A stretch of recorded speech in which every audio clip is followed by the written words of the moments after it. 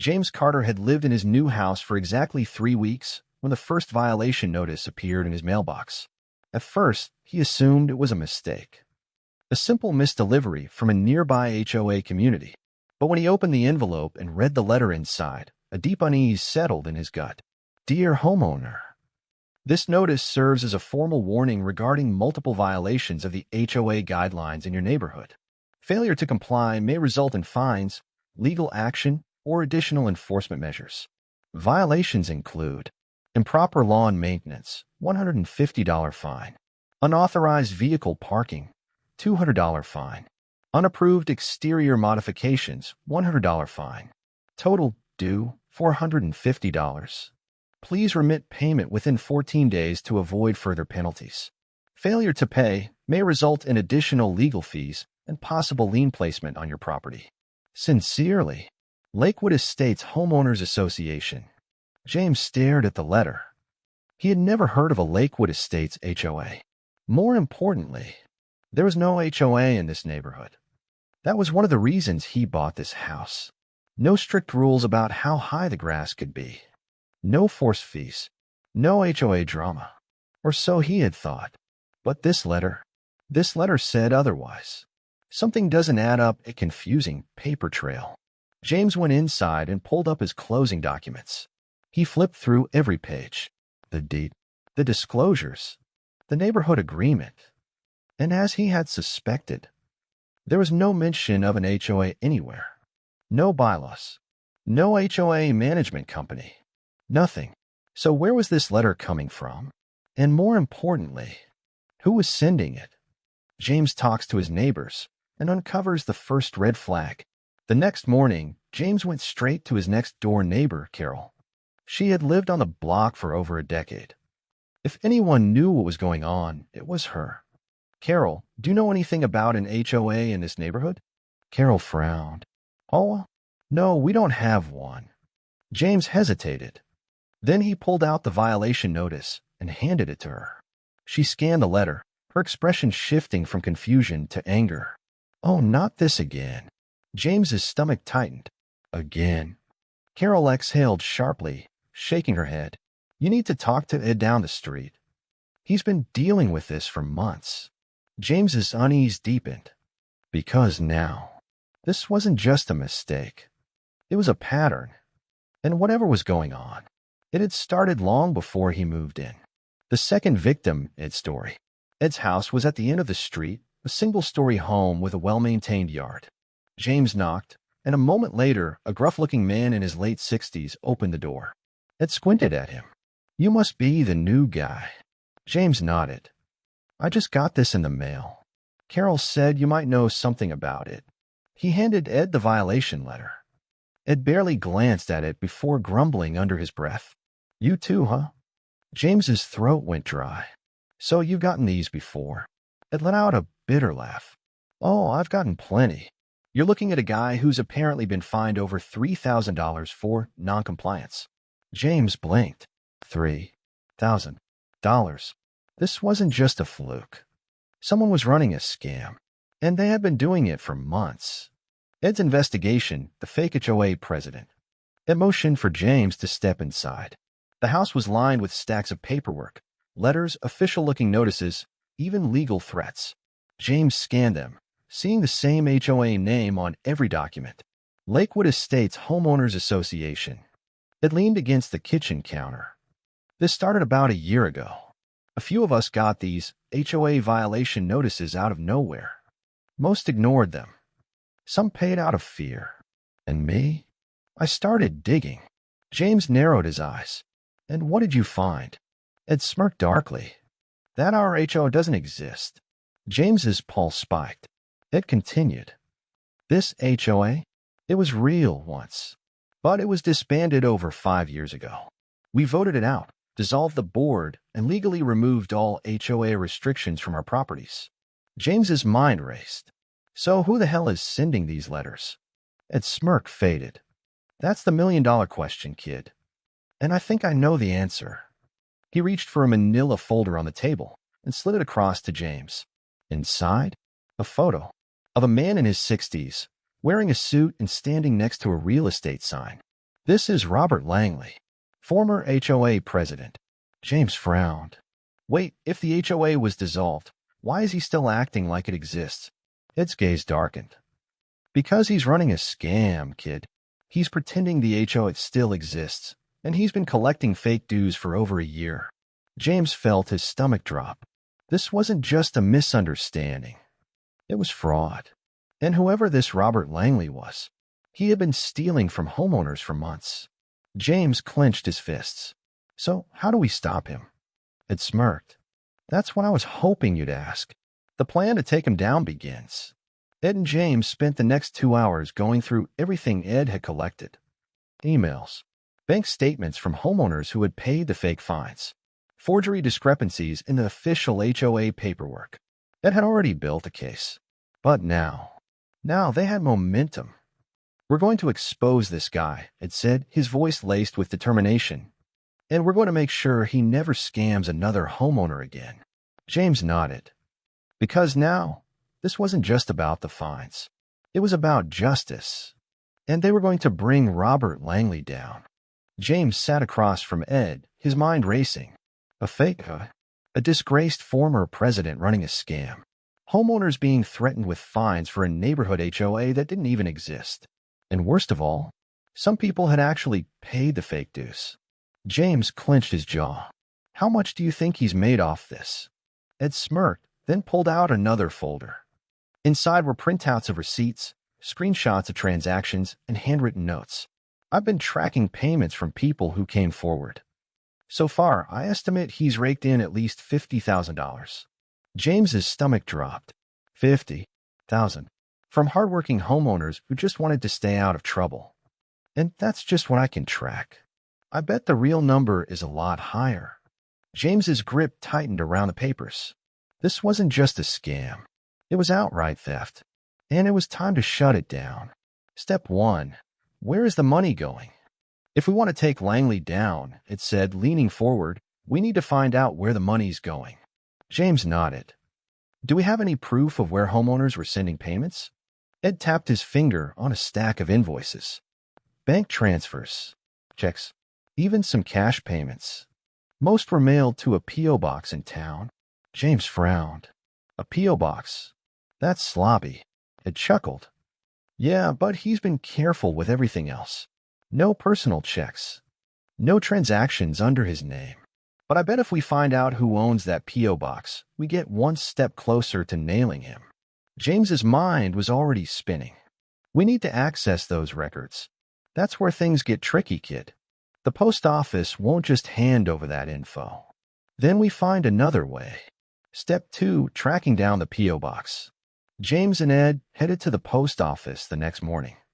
James approached the counter, keeping his voice casual.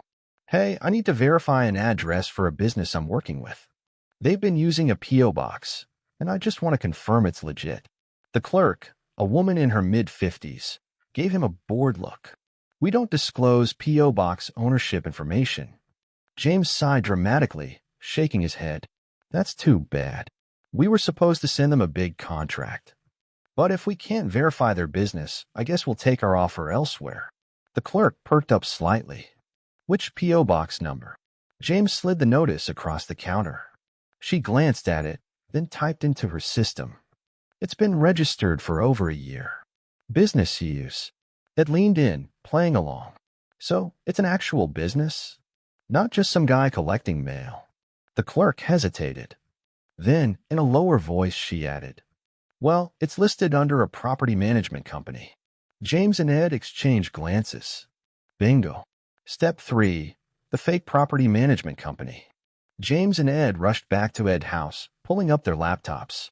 James typed in a company name into a business registry search. Langley Property Services, LLC. Ed groaned. Of course. The guy literally named the company after himself. James clicked through the records. The company had been registered exactly 1 year ago, right around the time homeowners started receiving fake violation letters. But the kicker, the business address wasn't an office. It was Langley's personal home. It let out a low whistle. We got him. James nodded. Now we just need to prove he's the one cashing the checks. Step 4. Finding the victims. James and Ed spent the next week talking to residents. At least 10 homeowners had paid at least one fine. One man, an elderly veteran, had paid over $2,000 because he was scared of a legal battle. A single mother had sent multiple payments, terrified that her home would be foreclosed. Another homeowner had been threatened with a lien on their property, despite the fact that no legal HOA existed. The stories infuriated James. Langley wasn't just running a scam. He was targeting the vulnerable. "We need to take this to the authorities," it said. James nodded. "But we need one last thing, proof of the money going into his hands." And they had an idea how to get it. Step 5. The fake payment, catching Langley red-handed. Ed and James decided to set a trap. One of their neighbors, Mark, a retired teacher, volunteered to play along. "I'll pretend I'm paying a fine," he said. The plan? Mark would send a check to Langley's P.O. box. They would track where it was deposited. And if it led to Langley's personal account, that was all the evidence they needed. Mark wrote a $100 check and mailed it out.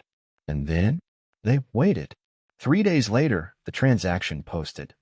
The money had been deposited into an account under Langley Property Services. And just like that, they had him. Step 6. Gathering the legal team. James and Ed wasted no time. They collected screenshots of every payment made to Langley's fake company, signed testimonies from homeowners who were scammed, copies of the violation letters proving fraud, the check transaction proving Langley was cashing the payments. Then they took it to an attorney. A neighbor, Lisa Monroe, happened to be a real estate lawyer. She was furious when she heard the story. "Oh, this is fraud. This is wire fraud, theft, harassment. He's in deep trouble." And with that, the lawsuit began. But James wasn't satisfied yet. "I don't just want a lawsuit. I want this guy behind bars." Ed grinned. "Then we make this public." The final step, blowing it wide open. Lisa reached out to local reporters. James posted everything on the neighborhood Facebook group. And within days, the entire town knew. Homeowners who had never spoken up came forward. Some had paid Langley thousands of dollars. Others had been too scared to say anything. But now they were ready to fight. And the best part, Langley had no idea what was coming. Langley still thought he was winning. For over a year, he had been scamming homeowners, collecting thousands of dollars, and facing zero consequences. But what he didn't know, his time was up. Because now, the entire neighborhood was in on the plan. And Langley, he was about to get the shock of his life. Step 1. The town hall ambush. Lisa, the real estate lawyer, had a brilliant idea. "We invite Langley to a special HOA town hall meeting." James raised an eyebrow. "There's no..." Lisa smirked. "Exactly. But he still thinks people believe in it, right? Let's use that." The plan was simple. The neighborhood would call a fake HOA meeting. Langley would show up thinking he was still in charge. And when he walked in, he'd be met with a room full of angry homeowners, a legal team ready to present evidence, a news crew recording everything. "We expose him publicly," Lisa said. "Make sure the whole town knows who he really is." James nodded. "And if we're lucky, the police will be watching too." Step 2. The meeting set up. The announcement was posted in every neighborhood group. Urgent HOA meeting, mandatory attendance. Date, Thursday, 7 p.m. Location, community center. Important updates regarding HOA enforcement and neighborhood policies.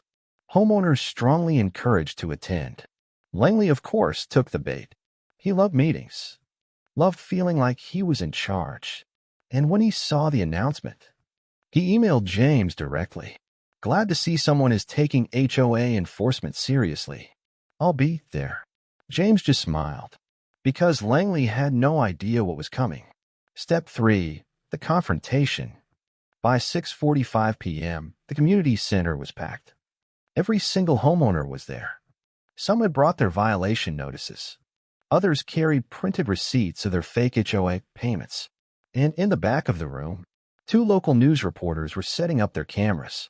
Lisa stood near the front, arms crossed, looking calm but deadly. And James? He was ready. At exactly 7 p.m., the doors swung open. Langley strode in, wearing a cheap suit and smug expression. All right, let's get started. I assume you all have questions about HOA compliance. Nobody moved. Nobody spoke. Then Lisa stepped forward. And in a clear, sharp voice, she said, Mr. Langley, would you care to explain why you've been running a fraudulent HOA and scamming homeowners? Langley froze. His smug expression vanished. Excuse me? Lisa pulled out a thick stack of documents. You've been collecting HOA dues from homeowners. But there's just one problem. The HOA was dissolved 5 years ago. You have no legal authority, no bylaws, no jurisdiction. Langley's face turned pale. I don't know what you're talking about. James smirked. Oh, really? Then maybe you can explain these. He held up copies of every violation notice Langley had sent. A transaction report proving Langley had deposited payments into his fake company. A document showing the HOA's legal dissolution. Langley stared. The room was dead silent. Then one of the homeowners, an elderly man named Frank, stood up. His voice shook with rage. You stole from me. From all of us. More voices joined in. You threatened my home. You made me pay fake fines. You lied to us. Langley's eyes darted to the door, like a cornered animal. Then he ran, stepped for the chase. Langley bolted out the door.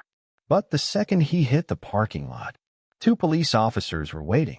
James had tipped them off earlier, explaining the fraud case. Mr. Langley? Langley froze. The officers stepped forward. We need to have a word with you about financial fraud and harassment. Langley tried to protest. This is a misunderstanding. I was just helping enforce community standards. Lisa stepped forward, her voice sharp. You extorted homeowners, forged legal documents, and impersonated a government entity. You're going to jail, Langley. Langley's shoulders slumped. I was just trying to keep things organized. The officer pulled out handcuffs. Sir, turn around. And just like that, the HOA scammer was taken away. Step 5, the aftermath. Langley was charged with fraudulent misrepresentation, theft by deception, forgery, harassment. His fake business accounts were frozen. Homeowners who had paid money were given full refunds. And the best part?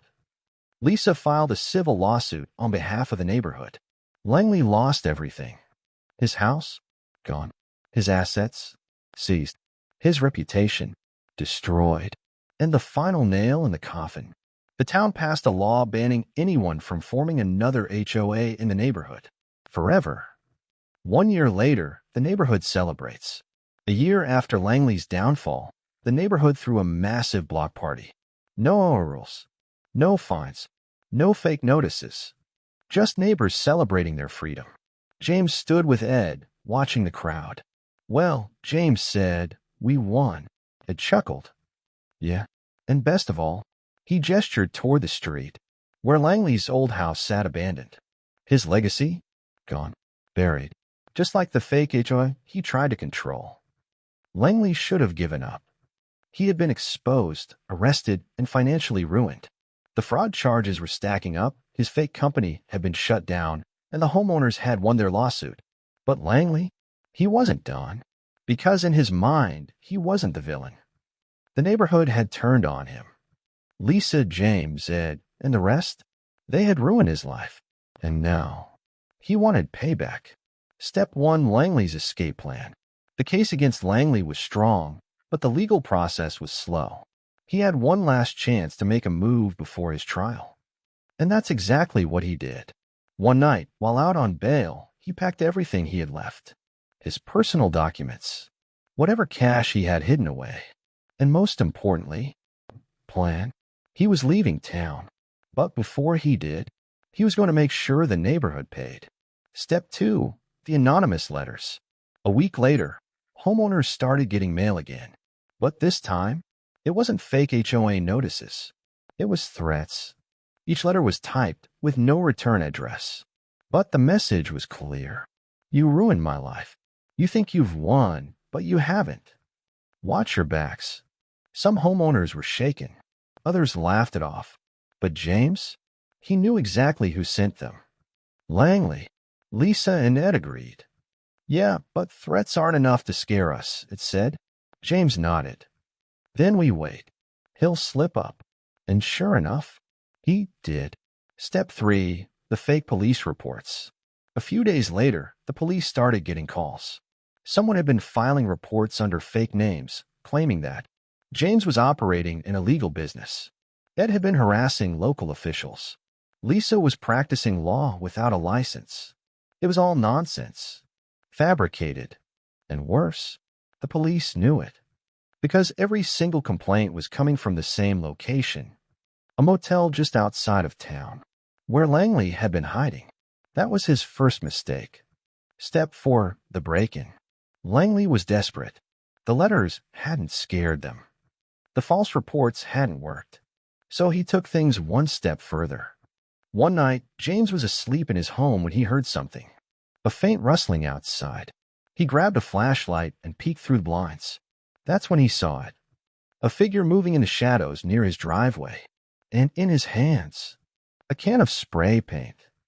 James's pulse spiked. Langley was tagging his house. Before James could even think, he was out the door. Hey. Langley froze. Then, he ran. But James wasn't alone. Because by now, half the neighborhood was on high alert. And before Langley could escape, Ed was already outside. And behind him, Lisa. And behind her, a very angry group of homeowners. Langley turned, saw the crowd forming. And for the first time, he realized he was outnumbered. Step 5. The final confrontation. Lisa crossed her arms. Vandalizing property now? That's what you've been reduced to. Langley gritted his teeth. You people ruined my life. Ed smirked. No, Langley, you ruined your own life. Langley stepped forward, furious. I was trying to keep order. James shook his head. No, you were running a scam. You were stealing. And now, you're just pathetic. Langley's face turned red. But before he could say another word, a car pulled up. The police. Someone had already called them. The officer stepped out, sighing. Mr. Langley, you just violated your bail conditions. Langley's eyes widened. Wait, no, this isn't. You were told to stay away from this neighborhood. And yet, here you are. Langley turned to the crowd. You can't let them arrest me. Lisa's voice was cold. Goodbye, Langley. The officer grabbed Langley's wrists. Hands behind her back. The cuffs snapped shut. And just like that, Langley was done. For good. Step 6. Langley goes to prison. This time, Langley didn't get bail. The judge revoked it immediately. His charges? Fraudulent misrepresentation, theft, harassment, violating a restraining order. He was sentenced to 5 years in prison. And the best part? The town celebrated. They threw another block party the day he was sent away. And when someone suggested making t-shirts with Langley's mugshot, everyone laughed. Even Lisa. Step 7. The neighborhood moves on. A year later, the neighborhood was peaceful. No more fake fines. No more scams. No more Langley. James stood in his front yard, looking at his lawn, untouched, unregulated, free. It walked over. Feels good, doesn't it? James smirked. Damn right it does. Lisa joined them, smiling. We actually pulled it off.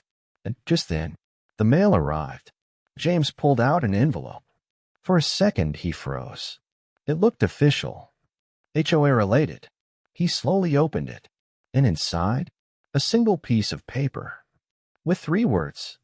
Nice lawn, Ed. James burst out laughing. Because now, it was really gone. And for the first time in years, the neighborhood was free. Langley was gone, locked away in prison, facing multiple fraud charges. His fake HOA? Exposed. His scam? Dismantled. His reputation? Destroyed. The neighborhood had won. But now a new question lingered. What happens when a dictatorship falls?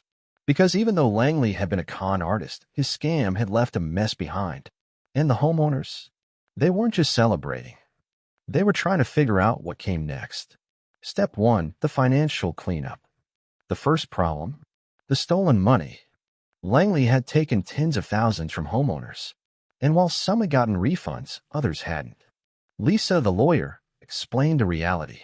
Some of this money is recoverable, but not all of it. James frowned. What do you mean? Lisa sighed. Langley spent a lot of it. Even with the lawsuit, some homeowners won't get everything back. That hit hard, because some neighbors had paid thousands just to avoid harassment. But James wasn't willing to let it go. Then we figured something out, and that's when Ed had an idea. Step 2, the community fund. Ed, the retired homeowner who had been fighting Langley from the start, stood up at a neighborhood meeting. All right, folks, we beat Langley, but some of our neighbors are still hurting. So I say we do something about it. He laid out his plan. A voluntary fund for anyone who had lost money. Neighbors who could afford to donate would contribute. Those who had been scammed would get financial help. No rules, no forced dues, just neighbors helping neighbors. At first, people hesitated, because an HOA had forced them to pay fees before. But this wasn't an HOA. This was different. And within a week, something incredible happened. People stepped up. One homeowner donated $5,000. Another covered an elderly couple's stolen payments.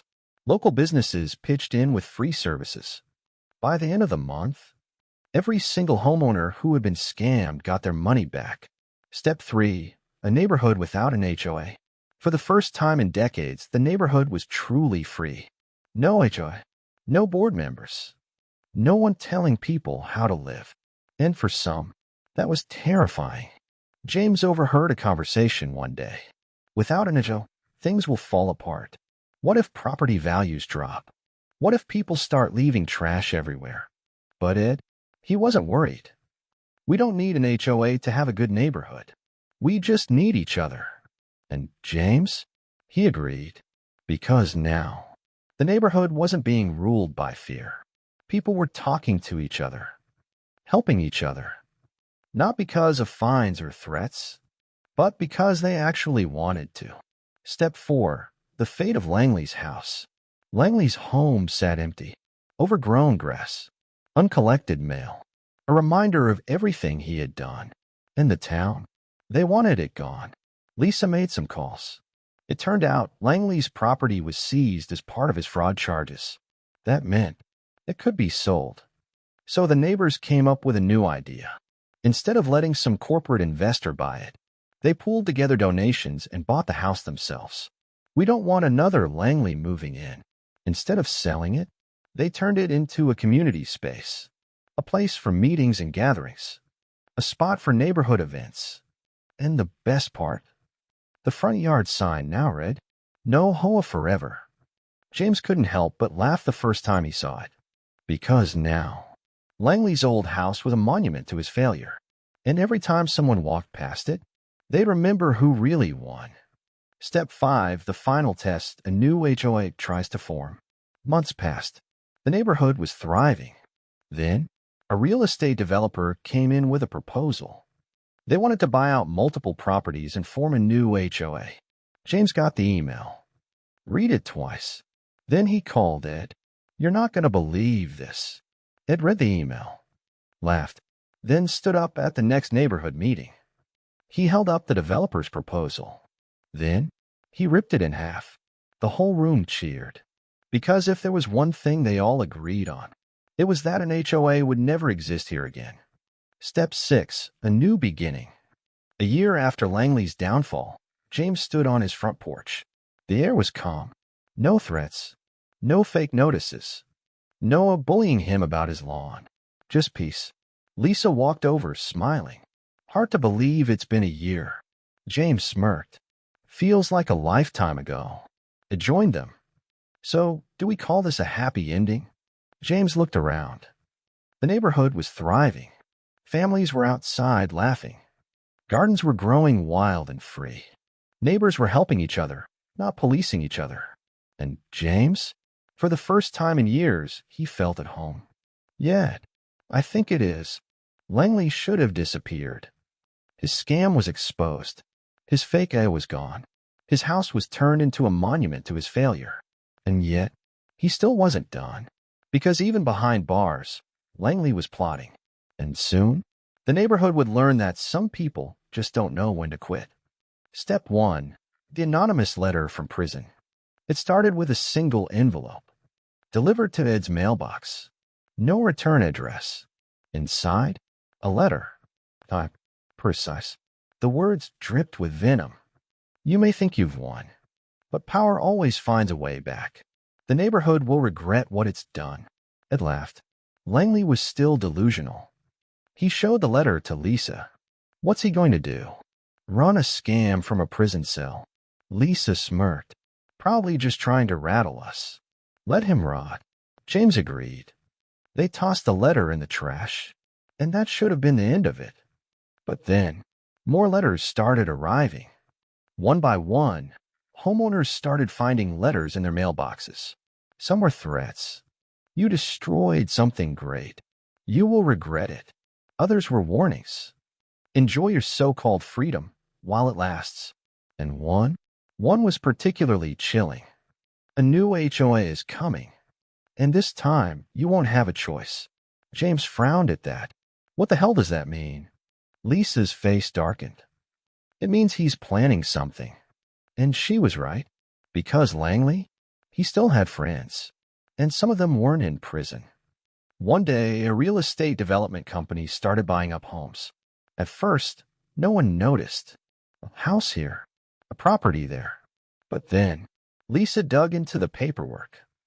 And she found something suspicious. The company behind the purchases? LP Management. Lisa's stomach tightened. She did a deeper search. And when she found the records, her blood ran cold. Because Langley's full name, Robert Langley Parker, he had set up a new company through a proxy before he was arrested. And now, it was buying up homes in the neighborhood. Lisa rushed to tell James and Ed. He's trying to regain control. Even from prison. James's jaw clenched. We're not letting that happen. The neighborhood was divided. Some people were terrified. What if he's trying to bring back the HOA? Others thought it was paranoia. Come on, he's in jail. What can he do? Lisa laid it out clearly. If he owns enough properties, his company can start enforcing rules again. Just like before. Ed nodded grimly. We got rid of him once. Now we have to do it again. But how? They needed a plan. Step 5. Beating Langley at his own game. Langley was using real estate to regain power. So James, Lisa, and Ed fought fire with fire. They reached out to local investors who hated HOAs, former homeowners who wanted to protect the neighborhood, crowdfunders who loved the idea of keeping Langley out. And together, they started buying up properties themselves. Every time Langley's company tried to snatch a house, they outbid him. They even convinced former HOA victims to sell directly to them instead of Langley's company. And slowly, Langley's plan collapsed. His company ran out of money. His property deals fell through. His influence, gone. After months of fighting Langley's takeover attempt, Lisa got a phone call from Langley's lawyer. Mr. Parker would like to propose a settlement. Lisa smirked. Oh, now he wants to talk. Langley had lost, and he knew it. He tried to regain power from behind bars, but the neighborhood had beaten him again. Lisa, James, and Ed met with the attorneys. Langley's offer. I'll sign over my remaining properties if you drop any additional lawsuits. Lisa thought about it. Then she said, no. James and Ed grinned. Because now, they had all the power. And Langley, he had nothing. With Langley permanently shut down, the neighborhood thrived. No HOA, no scams, no fear. 1 year after the final battle, James, Lisa, and Ed stood outside Langley's former house. The community center they had built there was flourishing. James grinned. So, no chance of another HOA? Ed smirked. Not while I'm alive. Lisa laughed. We should put up a sign. James thought about it. Then he walked over to the front yard and planted a brand new sign. And on it, HOA-free forever. Because now, the battle was over. And the neighborhood, it had finally won.